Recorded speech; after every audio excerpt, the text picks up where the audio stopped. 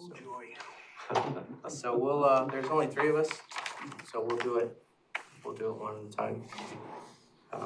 So I guess we can probably start with Mr. Stewart. Debbie, did you catch any of that?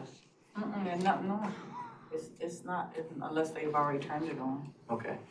We don't have a chairman or a vice chairman, Okay. so we're gonna swear in Mr. Gilbert, Mr. Boyce, and Mr. Hart first.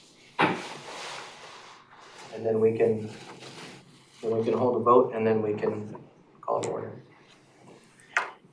Who's gonna be the chairman? That's what we're gonna figure out. Oh, okay. Got you. Okay. We're just waiting on Phyllis to bring the Bible.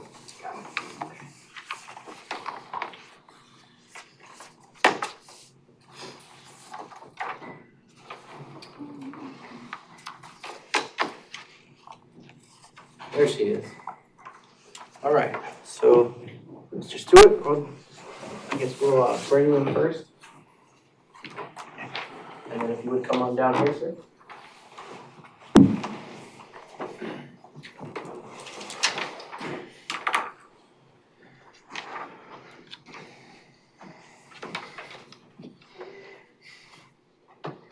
I say your name. I, Gilbert Stewart, Do solemnly swear or affirm do solemnly swear or affirm that I will support and maintain the Constitution and laws. that I will Support support and and maintain the maintain Constitution and laws and laws of the United States. of the United States And the Constitution and laws and the Constitution and laws of North Carolina, of North Carolina, not inconsistent therewith, not inconsistent therewith, and that I will faithfully discharge and I will faithfully discharge the duties of my office the duties of my office as member of the Board of Adjustment. as member of the Board of Adjustment. So help me God. So help me God.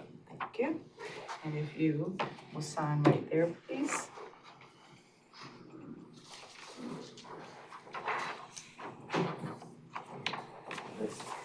Okay. Thank you. Mr. Stewart, thank you. Mr. Hart?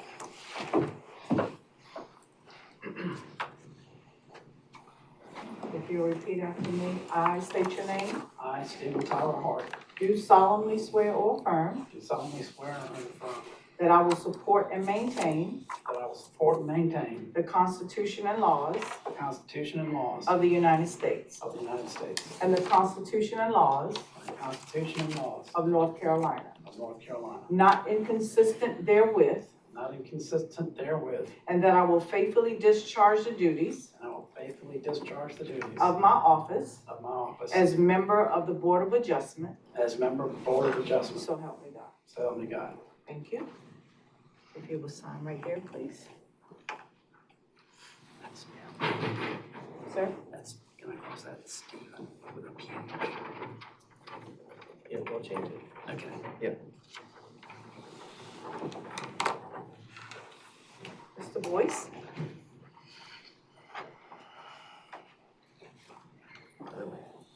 There you go. I, and repeat after me your name, James Boyce, do solemnly swear or affirm do solemnly swear or affirm that I will support and maintain that I will support and maintain the Constitution and laws the Constitution and laws of the United States of the United States and the Constitution and laws and the Constitution and laws of North Carolina, of North Carolina, not inconsistent therewith, not inconsistent therewith, and that I will faithfully discharge and that I will faithfully discharge the duties of my office the duties of my office as member of the Board of Adjustment. as a member of the Board of Adjustment. So help me God. So help me God. Okay, thank you, sir. If you will sign right there, please. Right. And then Mr. Lawson, I will have you sign.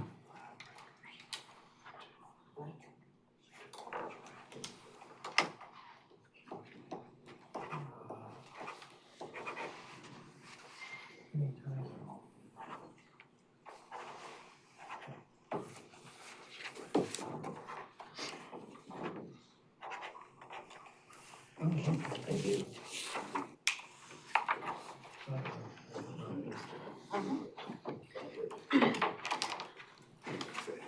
All right. right now you have a quorum, so you can have, you don't have a chairman or I guess a vice chairman from the past, is that We right? do have a vice chairman, but he won't be here this evening. Okay, all right. So, but you do have a quorum, so I would Yes. just call the meeting to order. I think one of the members can probably do that, and Right. then they can among themselves have a motion to appoint a chairman. Okay? Call to order. All right, that'd be good. Mr. Dillingham, call to order. Now we, And then, yeah, so we need to elect a chairperson That's correct. for the board. And then do we have recommendations? Who's the chairperson right now? we don't have one. We don't have one. I don't have one at all. Mr. Marty Goldman was our chairperson, Okay. and he passed. So right now, Mr. Herbold is our vice chairman. Well, in deference to the fact that, I don't think Ty and I have ever been on this board before, have we? And David Dillingham is the reigning person who has some experience. I would recommend that David be our chairman.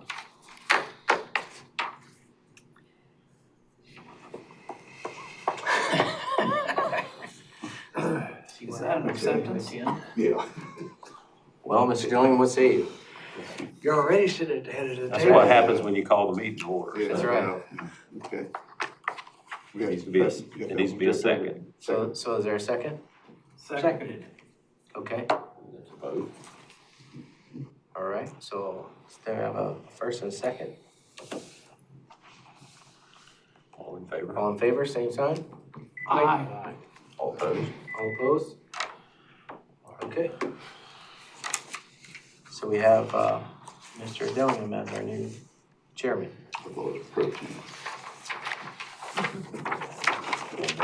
And he can take over the agenda, so. There we go. Okay, I'll do that. Thank you very much. Next, invitation, and have Mr. Jason, Okay? if you would, please. Heavenly Father, thank you for this opportunity to serve this great city and this great group of people who are willing to give their time to take care of things that need to be done within our community. I pray that you bless our time together and that we leave with a sense of purpose. Thank you for all that you give. We love you. Amen. So, keep it going, Yes. okay? Approval of minutes. Approval of the minutes, we are going to have a session next month. We'll have a little bit more on the agenda to go over. So we'll approve those next month. Those will be from April of last year. So next month, that's the last time we had a Board of Adjustment meeting. So next month, we'll have a little bit more on the agenda. Today, we really wanted to get Mr. Hart, Mr. Boyce sworn in and introduced to the board and go over not only for myself, and as a reminder, but for the new members as well. So we will approve last year's minutes during next month's meetings, if that's acceptable. We need to table that or No, we just leave it alone. leave it alone? Okay, new business, introducing the new members. Jason, you're gonna do that? Yeah, so I have Mr. Boyce and Mr. Hart, our new members that we swore in today. So I have their applications, but I thought rather than that, maybe we'd have the gentleman stand up and introduce themselves, tell them a little bit about what they've done and why they've applied for this prestigious board. Mr. Hart, if you would. My name's Stephen Tyler Hart. I just go by Ty Hart. I work with the local telecommunications company, starting with Carolina Telephone.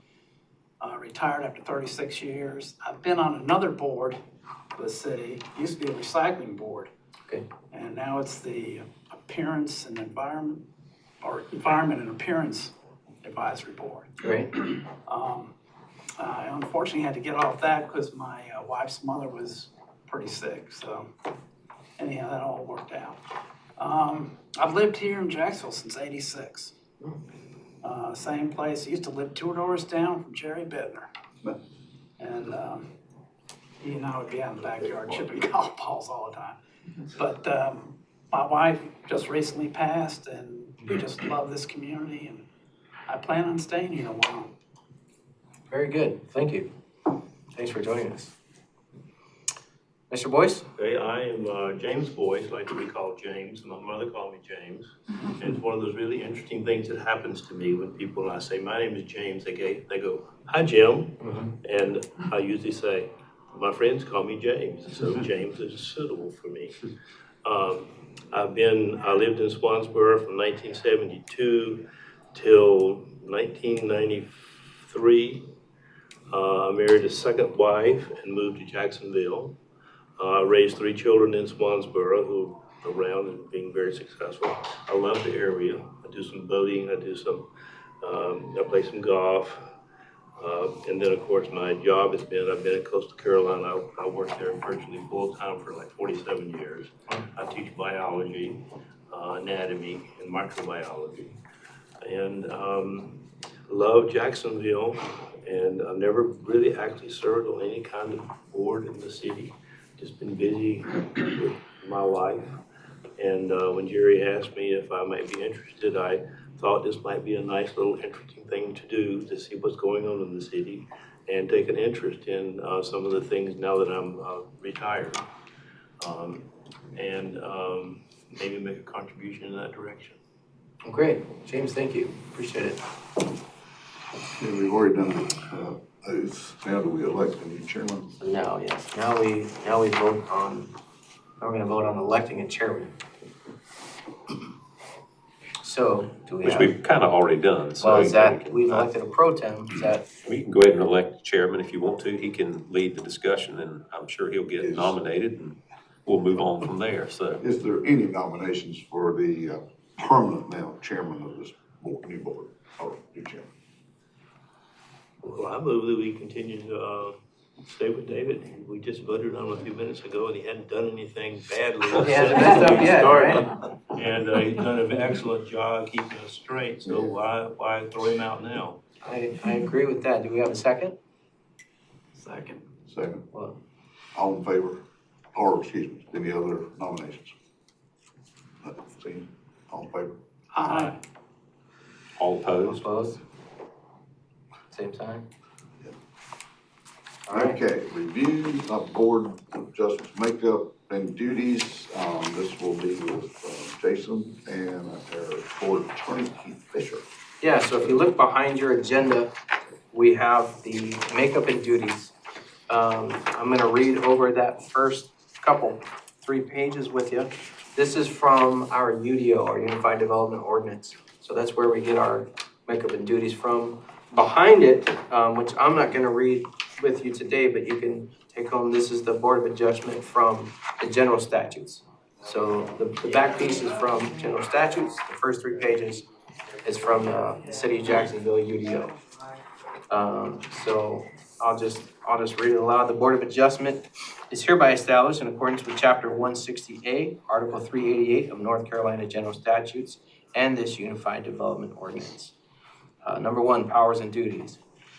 Letter A, application review. The Board of Adjustment shall review and decide applications for variances, appeals on the following decisions: zoning permit, interpretations by the Development Services Director, all other decisions, determinations, and orders of the Technical Review Committee, Development Services Director, or other city official administering or enforcing this ordinance in accordance with Table 2.1B, Development Review Structure. So this, I believe, is a bulk of what this board is for. Whenever there's some code enforcement action, typically, and somebody wants to appeal, this is that board. So if we go out and conduct a code enforcement case and somebody doesn't agree with the actions taken by the code enforcement department, they are given the opportunity to appeal. This is that board for that appeal. But this also includes everything in the UDO. So if it's a code case out of MuniCode, or if it's out of Unified Development Ordinance, they're gonna come and speak to different people. I'm that liaison between them and yourself as a board. So for instance, zoning permit they might have applied for something and were denied a permit because our UDO does not allow it. If they would agree with that and say, oh, well, we want to be able to do this, we think we should, they'll apply for, well, they'll try to get in front of you guys and present their case. We would have the director of zoning and permitting come in here and hear their case. It's pretty basic. Is there any questions on that particular portion of it? I would just be curious to know when there is a case pending, if something were to happen. Okay. Then when we hear it for the first time, would that be when that person presents it, or are we given some sort of information before that meeting so that we can sort of have a chance to think about it before they come in and actually make their presentation? Which way does that go? Okay, great questions. So if I'm understanding you right, you want to know when that happens. So if we enforce it and they request a hearing, it'll be presented at the next. But are we notified ahead of time what Yes. it is? Yeah. Are we notified of the entire, everything that the person's asking for? So that we can see it before the meeting actually starts? Or is that something that will only happen at that meeting and stays completely closed? No, you'll get the information ahead of time so that you can review it before the meeting, absolutely.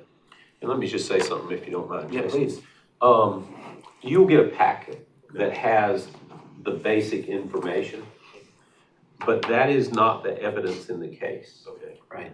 You will only hear the evidence and you will only make a decision once you are here I see. as a board. I see. The preliminary information is to give you an idea of what the city's position is. Okay. You will not, at that point, may not understand fully what the petitioner's position is until they appear, but you can't make up your mind and you can't just start your own investigation of that. You have to wait until you come here and hear the evidence. Exactly. You might want to explain that this is a quasi-judicial body. It is, it's just like sitting as a judge in a Okay. case, just as a judge generally doesn't go out and investigate on his own. You're the referee in a case between the city and a petitioner. And so you have to remain impartial. You cannot go and pull your own information together, take your own pictures and do those kind of things. You're to sit as a board and listen to all the evidence and only consider the evidence presented at that hearing. You can't say, well, I think he should have done this, or I went out and drove by and I saw this. You consider what's presented. That sounds like what happens when I was on the jury once. And that was, Right, exactly. It's exactly right. Because it is quasi-judicial in that you're acting as a court, pretty much. Now, the rules are relaxed somewhat, so you don't have strict rules of evidence. There are rules, but you don't have so strict rules of evidence. But you are a body. You're not supposed to talk to either of the parties outside of the hearing. So you can't call somebody up and say, well, explain your side to me. You can't do that. You can't talk to the witnesses ahead of time or the parties ahead of time. You're supposed to be impartial in making your decision. Right. Okay. Any other questions? Thank you. No. Okay, letter B, the Board of Adjustment is also authorized by this ordinance to carry out any other powers and duties delegated to it by the City Council consistent with state law. Number 2, membership, appointment, and terms of office. This outlines what the members are required for this board, all of which we have met by your applications and acceptance. So I'm going to move to page 3, and this is where we've come to, the next page, where we've elected today, chairperson and vice chairperson. So we already have our vice chairperson, and we've elected our chairperson. So we have those. And Mr. Stewart actually had a good question earlier, which this kind of represents. Down at number 3, under 3, chairperson and vice chairperson, the term of office for this position of chairperson and vice chairperson, if applicable, should be for 1 year with the right to succeed himself or herself for 1 additional term. So we've stayed within those parameters as well. who did you say the vice chair was? Mr. Herbold.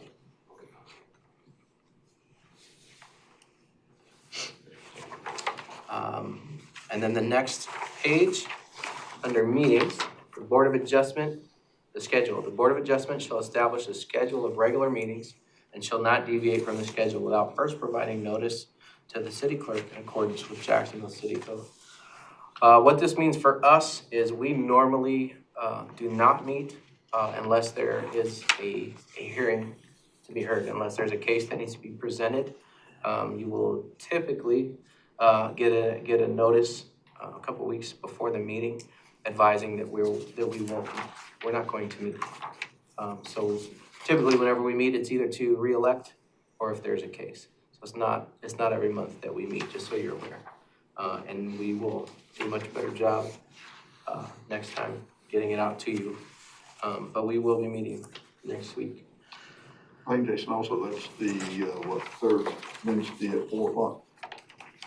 Every third Wednesday at 4 o'clock, right, Debbie?